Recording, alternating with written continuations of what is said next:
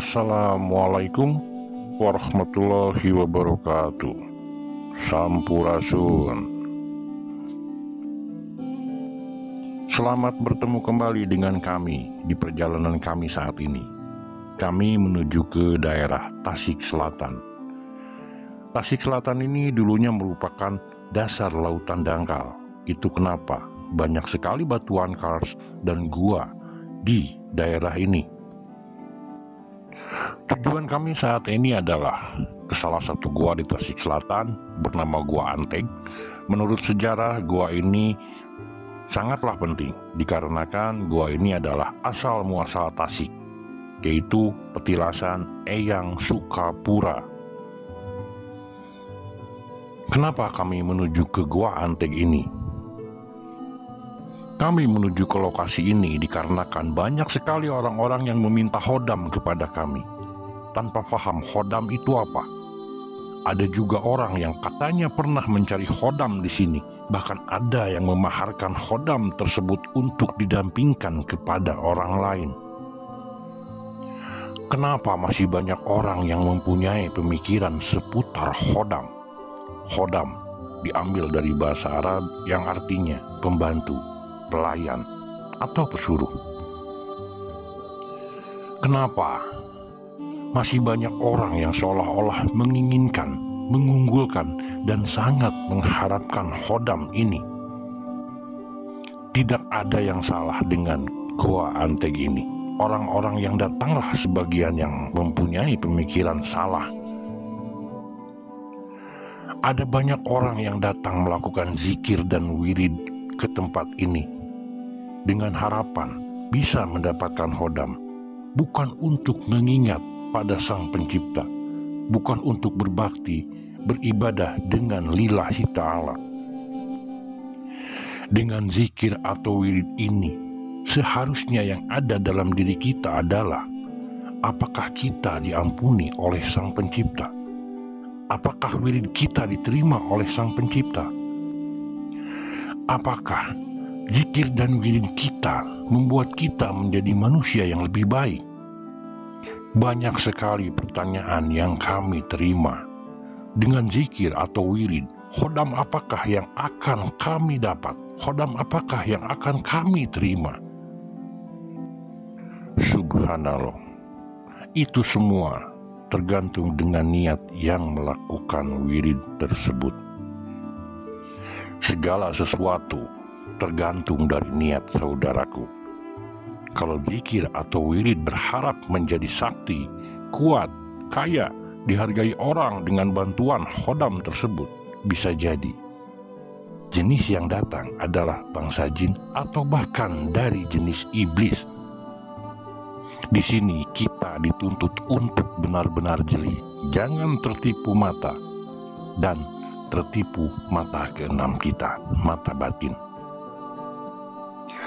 Walaupun zikir atau wirid, hafalannya atau bacaannya adalah ayat-ayat yang menggantungkan asma Sang Pencipta, tetapi kalau niatnya salah, perasaannya salah, dan pikirannya salah, maka yang didapatnya pun akan salah.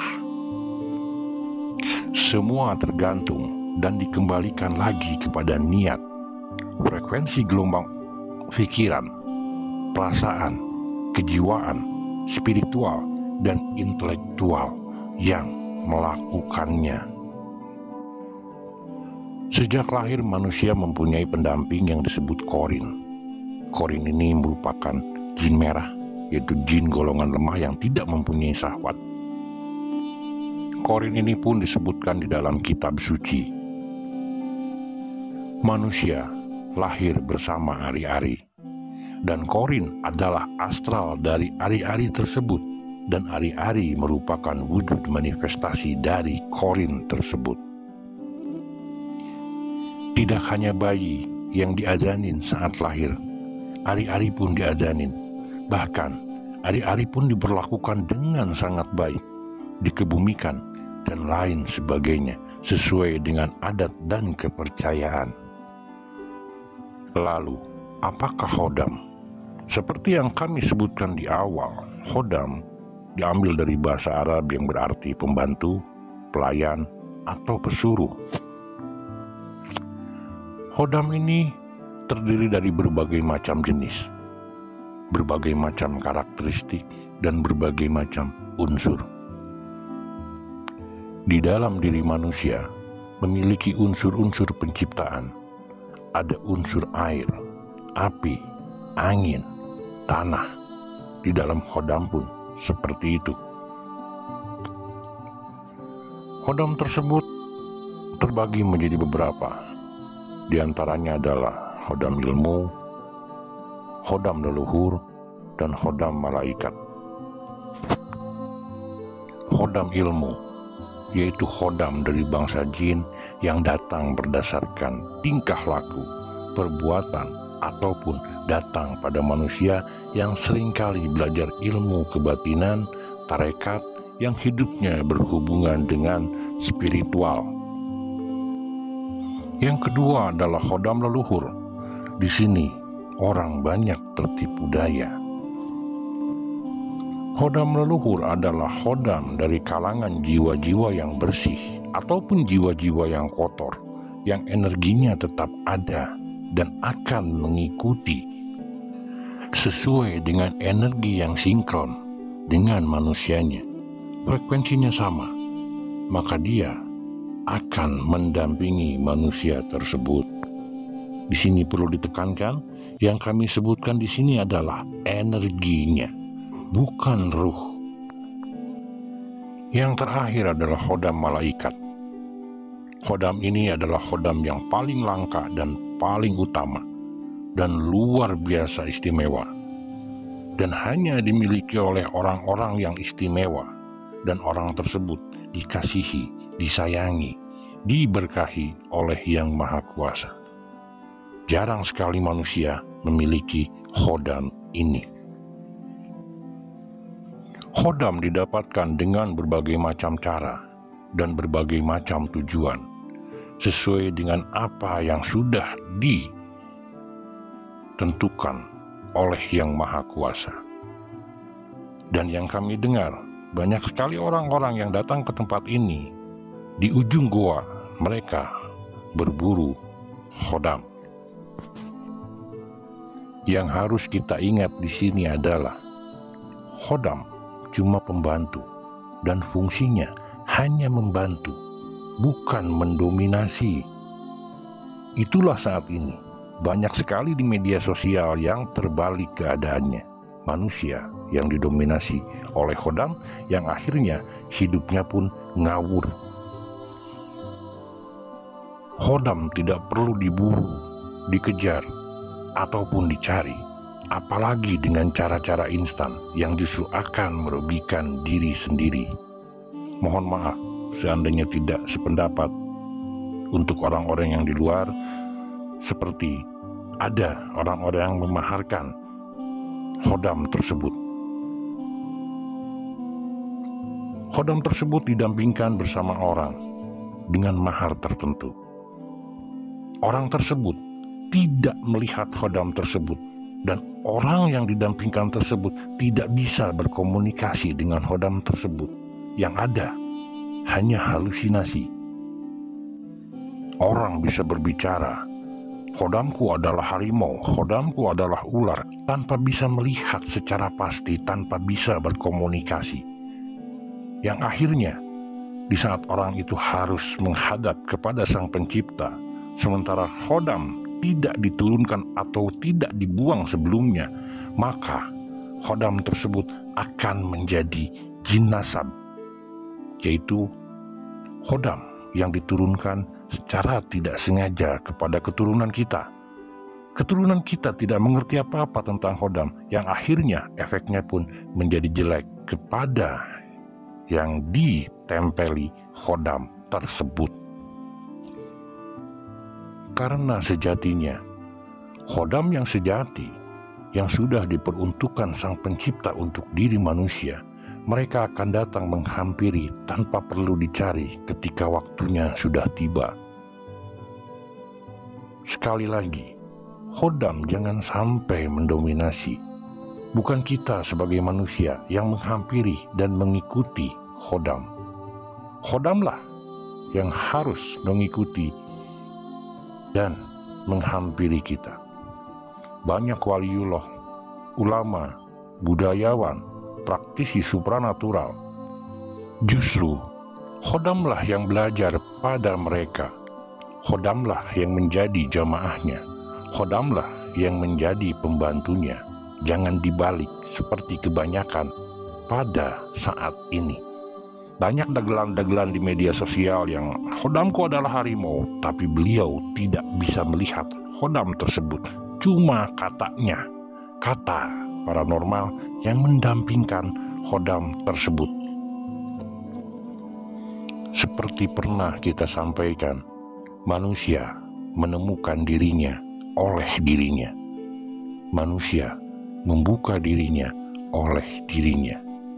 Jadi, jangan sekali-kali tergantung kepada khodam, karena khodam di bawah manusia, jauh di bawah manusia secara hakikat ataupun fungsinya. Khodam hanyalah pembantu, saudaraku, diperbantukan jika perlu dan dipergunakan hanya pada waktu-waktu tertentu.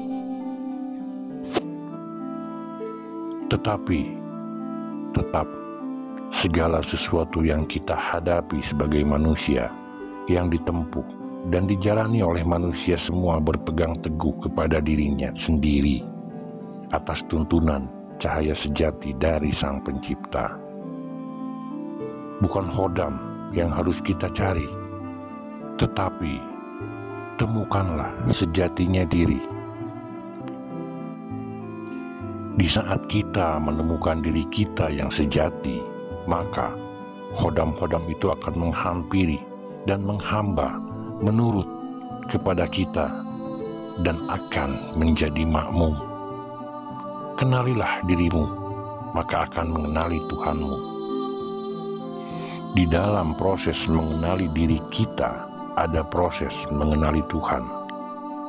Ketika mengenali Tuhan, maka seluruh ciptaan alam raya, baik jagat kecil yaitu diri kita sendiri dan jagat besar, itu pun akan kita kenali.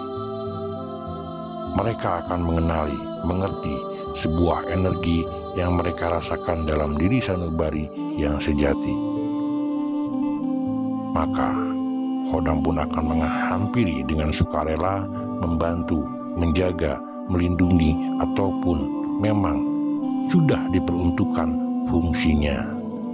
Manusia merupakan sumber makhluk, maka ketika manusia mengenal dirinya, maka manusia akan terkoneksi dengan multiverse, dengan semesta-semesta lainnya.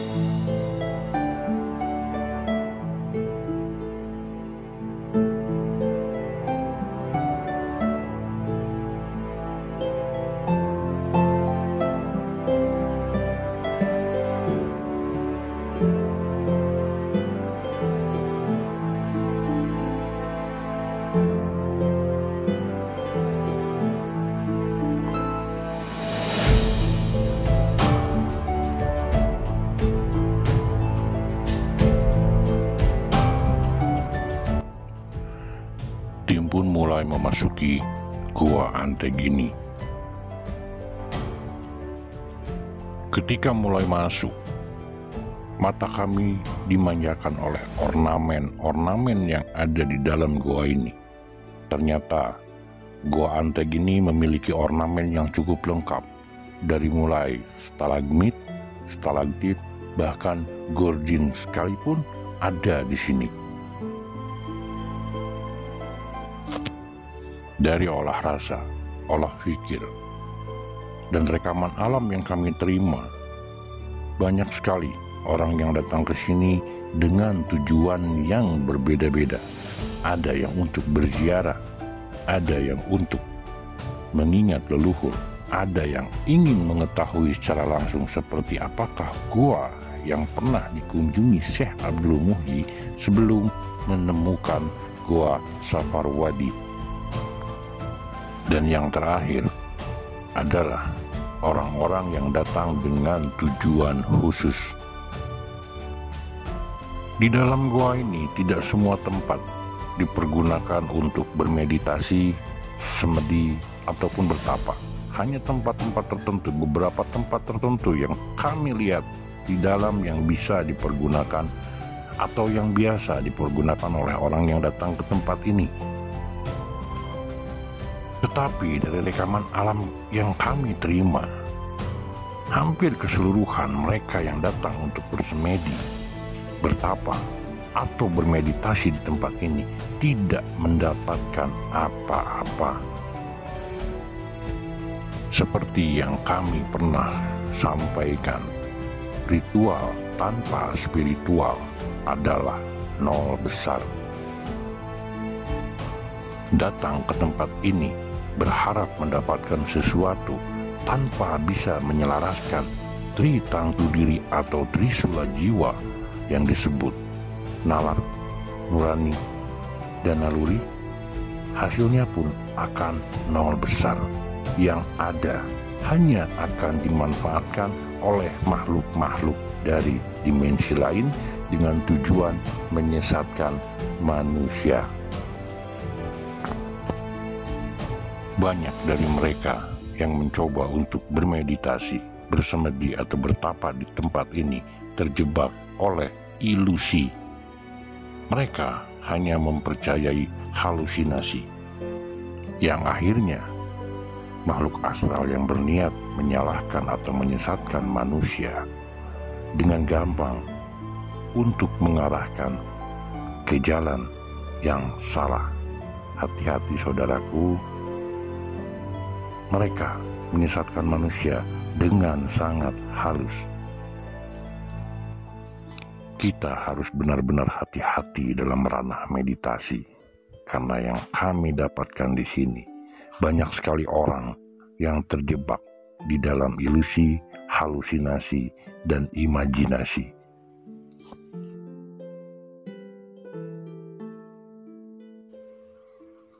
Dari keseluruhan tempat yang ada di gua ini, mereka berkumpul di tempat-tempat di mana tempat tersebut biasa dipergunakan untuk bertapa atau apapunlah itu, di mana mereka berniat meminta, entah itu kekayaan, entah itu kesaktian, atau mungkin bahkan mereka meminta hodam.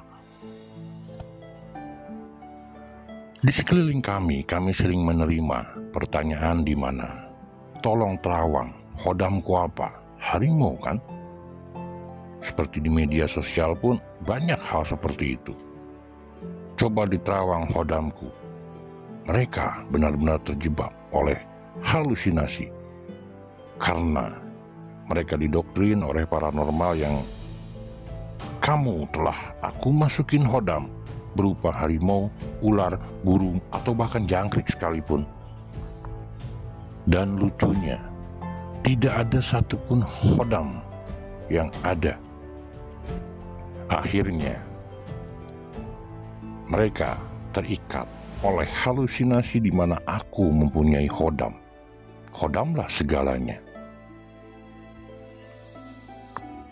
2 kali rugi besar saudaraku, terikat halusinasi dan rugi materi dengan memaharkan sejumlah uang dengan hodam palsu. Hanya sebatas katanya, ini adalah Tempat pertama yang kami temukan di mana dari rekaman alam sering banyak orang bertapa di sini. Kami pun bertanya kepada Bapak Dede dan ternyata Bapak Dede menjawab, iya, ini tempat pertama. Tim pun mencoba untuk menetralisir salah satu energi terkuat di sini yang sering memanipulasi manusia bahwa di sini adalah tempat emas. Ada harta karun di tempat ini. Alangkah bagusnya kalau datang ke tempat ini untuk lebih mengenal diri kita, untuk lebih bisa berkholwat dengan alam, bukan untuk hal lain yang secara instan.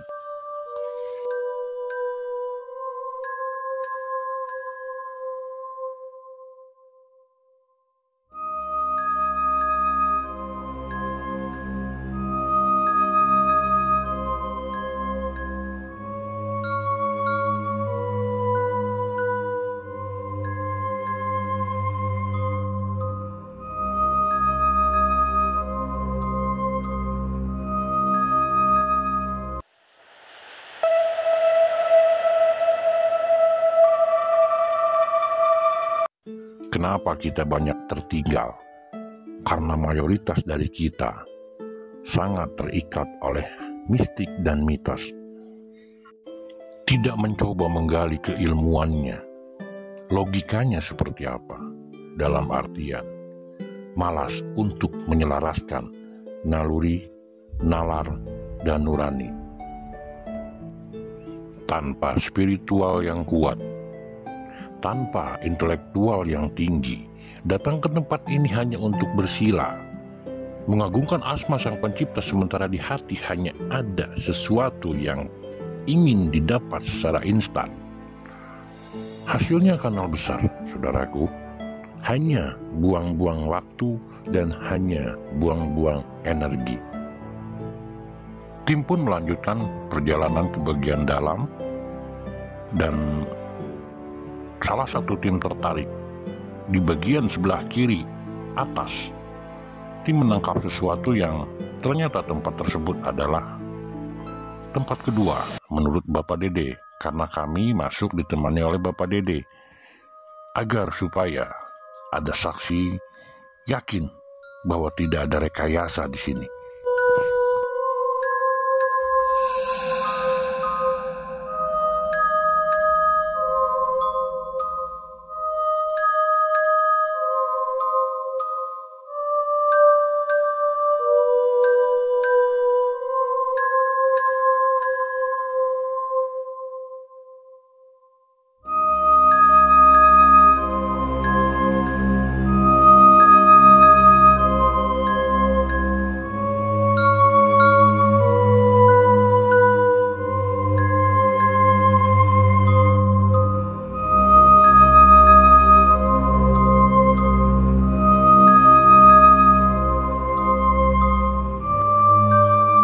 Lokasi berikutnya adalah sebuah lorong yang menurut Bapak Dede lorong tersebut belum pernah dimasuki oleh manusia.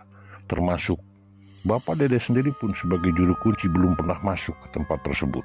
Ketika kami minta masuk, beliau sempat bingung, tetapi akhirnya beliau pun ikut untuk menyaksikan di mana di dalam lorong tersebut kami tidak bisa berdiri, kami hanya bisa jongkok. Dan ketika masuk lorong tersebut, kami harus bertabrakan dengan kelelawar yang panik yang berusaha untuk keluar dari lorong tersebut. Di bagian luar lorong ini, menurut Bapak Dede, sering banyak orang meminta untuk jodoh. Dan energi terkuat ternyata berada dalam lorong ini. Kami mencoba untuk masuk dan kami mencoba untuk menetralisirnya. Ada apakah sebenarnya wujud manifestasi yang ada di sini?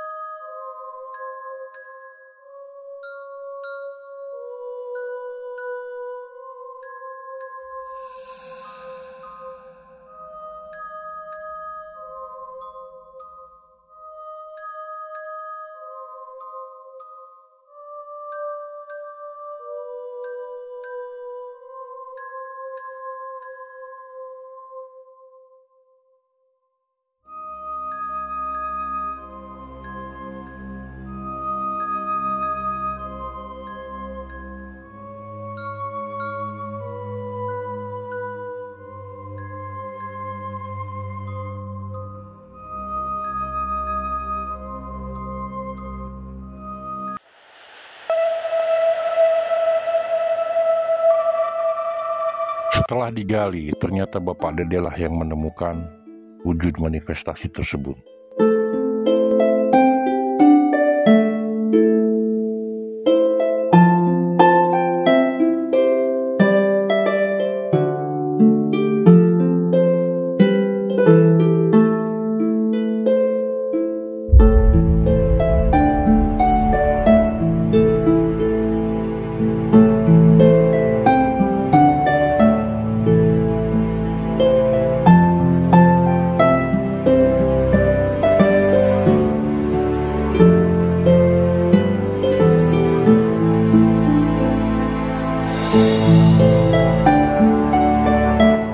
Untuk keluar dari lorong ini, kita harus keluar satu persatu dengan cara merangkak. Agak sedikit susah dan agak sedikit panjang lorong ini. Sehingga kami harus merangkak satu persatu dan siap ditabraki oleh kelelawar yang panik untuk keluar masuk lorong ini. Tim pun melanjutkan perjalanan ke bagian dalam sambil menikmati keindahan Goa Anteg ini. Kami melihat begitu indah stalagmit dan stalagtit yang ada, dan juga gorden yang ada di goa ini. Semakin ke dalam, menuju ke titik akhir goa, ternyata semakin sulit medan yang harus kami lalui.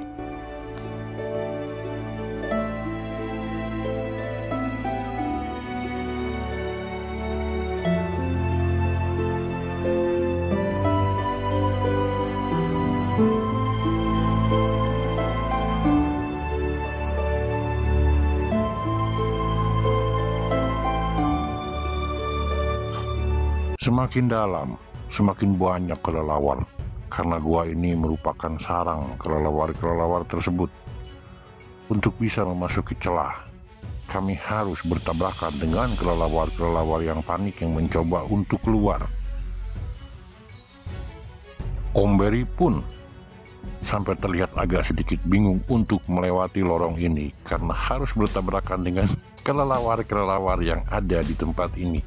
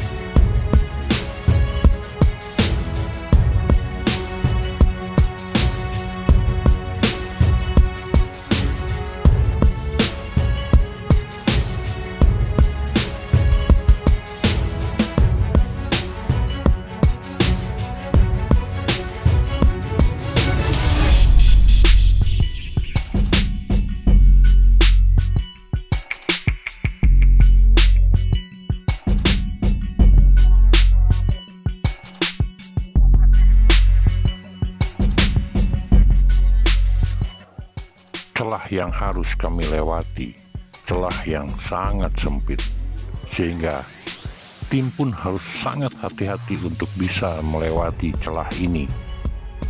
Selain licin, batuannya rentan, di sini banyak kelelawar keluar masuk yang sangat mengganggu.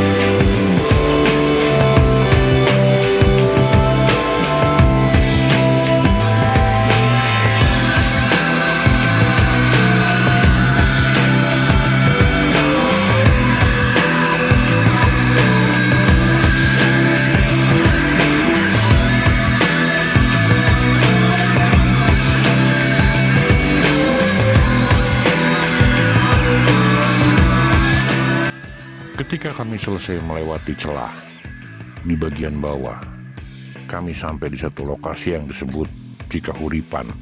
Di sini tim pun menangkap satu energi yang sangat kuat. Di sini mulai banyak binatang-binatang goa seperti jangkrik goa atau binatang-binatang kecil yang berterbangan. Energi tersebut berasal dari mata air yang keluar di bagian atas. Berhubung agak sedikit sulit untuk berdiri di samping mata air tersebut, akhirnya salah satu tim mencoba untuk menariknya di bawah. Kami tidak membuang energi-energi yang positif. Kami mencoba menetralisir atas persetujuan Bapak Dede energi-energi yang biasa memanipulasi, menyesatkan, dan membuat salah langkah kepada manusia yang datang tanpa nalar. Tim pun mulai melakukan persiapan untuk penetralisiran tersebut sambil meyakinkan mana saja yang kira-kira harus dinetralisir. Ternyata terkuat di sini hanya ada satu, yaitu di bagian mata air.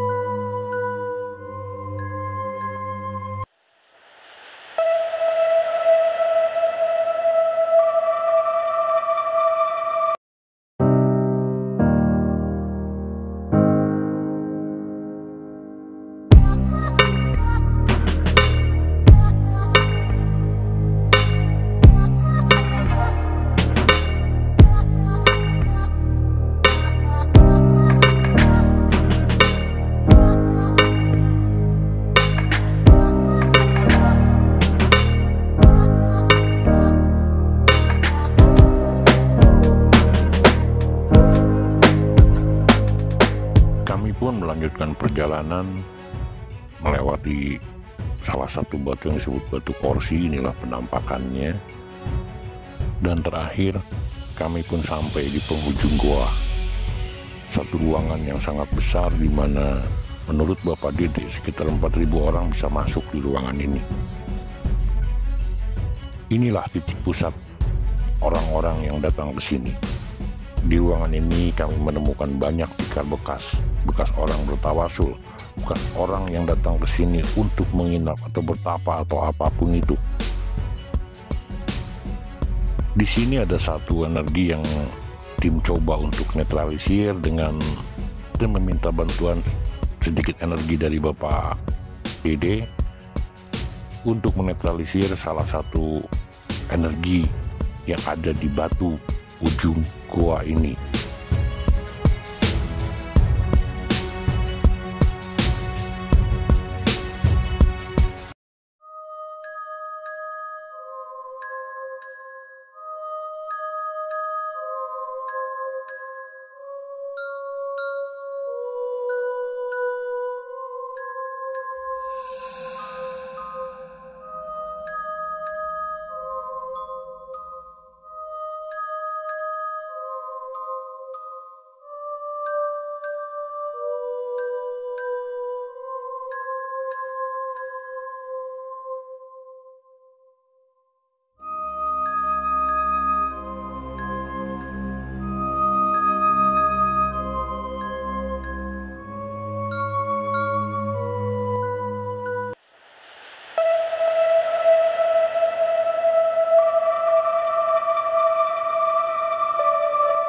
Kami gagal menetralisir energi terbesar di ujung goa ini, di ruangan besar ini.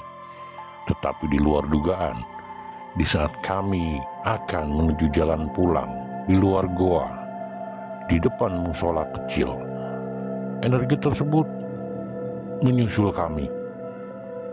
Kami mencoba yang kedua kalinya menetralisir dengan udara yang segar. Benda tersebut bisa diwujudkan berada di bawah lumpur, dan di atas lumpur tersebut ada satu ikan gabus kecil. Dan ternyata dari keseluruhan goa Anteg ini, wujud manifestasi dari energi terbesar yang ada di goa ini adalah yang kami dapat di dasar kolam, di bawah lumpur, dan di atasnya ada satu ikan gabus yang menunggui benda tersebut.